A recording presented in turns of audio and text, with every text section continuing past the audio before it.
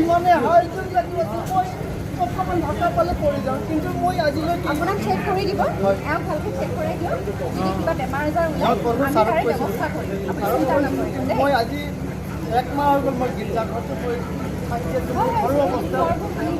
আৰু ইয়াত যিকোনো সাহায্যবিলাক আহে মই ল'ব পাৰোঁ কাৰণ মই দৌৰিবই নোৱাৰোঁ আপোনাৰ পৰিয়ালত কোন আছে মোৰ পৰিয়ালত মোৰ মিছেছে আছে তেওঁ ফুৰিবলৈ আহিব দিব লাগে নাই তেওঁ নিজৰ ঘৰৰ কামতে বৰ্তমানে বহুত মানে আমাৰ নষ্ট হৈ গ'ল একোৱে নাই আৰু আমাৰ সেইকাৰণে আপুনি ক'ত কাম কৰে মই বাগানতে কৰিছোঁ কিন্তু এতিয়া নোৱাৰিছোঁ কৰিবলৈ এতিয়া হ'ব সেইকাৰণে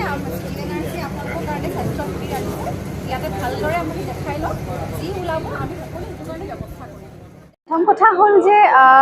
মই যেনেকৈ কৈছোঁ যে যেতিয়া বানপানী হয় তাৰ পিছৰ কেইবাটাও পৰ্যায় থাকে প্ৰথম পৰ্যায়ত আমি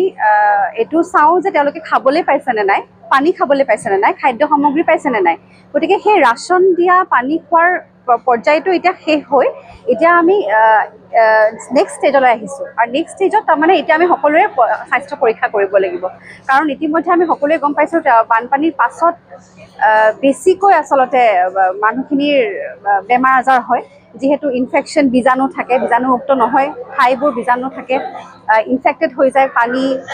ৰাস্তা সকলোবোৰ গতিকে এই সময়ত আটাইতকৈ যদি প্ৰয়োজনীয় কিবা এটা আমি সহায় কৰিব পাৰোঁ বানপীড়িত লোকক সেয়া হৈছে স্বাস্থ্য শিবিৰ আৰু এইখিনিতে মই GNRCক ধন্যবাদ জনাইছোঁ GNRC সদায় বিপদৰ সময়ত ৰাইজৰ লগত থাকে এইবাৰো তেওঁলোক আহিছে মোৰ বন্ধু স্বপ্নানীল তালুকদাৰ তেওঁৰ আৰু গোটেই টীমটো আহিছে GNRC পৰিয়াল আহিছে তেওঁলোকে বিনামূলীয়া স্বাস্থ্য শিবিৰ ইয়াত পাতিছে আজি আমি য'ত ঘৰ বনাই আছোঁ বামুণ পুখুৰী তাৰে কাষতেই বামুণ পুখুৰী চাহ বাগিচা গতিকে তেওঁলোকে আমাকো যোগাযোগ কৰিছে আমিও তেওঁলোকৰ লগত যোগদান দিছোঁ প্ৰায় এতিয়ালৈকে 300ৰো অধিক লোক ইয়াতে আহিছে খুব ধুনীয়াকৈ সফল হৈছে বুলি মই ভাবোঁ কাৰণ এতিয়াও ৰাইজ আহিয়ে আছে প্ৰায় কিমান দলৰ ডক্টৰছ আহিছে ইয়াত 4জনীয়া ডক্টৰছ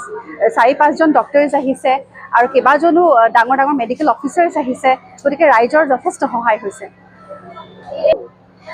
মই এইটোৱে ক'ম যে মই এইখন ঠাইত প্ৰায় 18 দিনতকৈ বেছি আহিছোঁ গতিকে ইয়াৰে গোটেই মানুহখিনি মোৰ চিনাকি তেওঁলোকে এতিয়া মোক দেখিলে আৱেগিক হয় কাৰণ তেওঁলোকে মোৰ নিজৰ ছোৱালী বুলি ভাবে আৰু সেইটো মই খুব গৌৰৱ কৰি কৈছোঁ আৰু তেওঁলোকৰ বিপদৰ সময়ত থিয় হৈছোঁ আমাৰ গোটেই পৰিয়াল আমাৰ গোটেই টীমটো থিয় হৈছে আৰু ইতিমধ্যে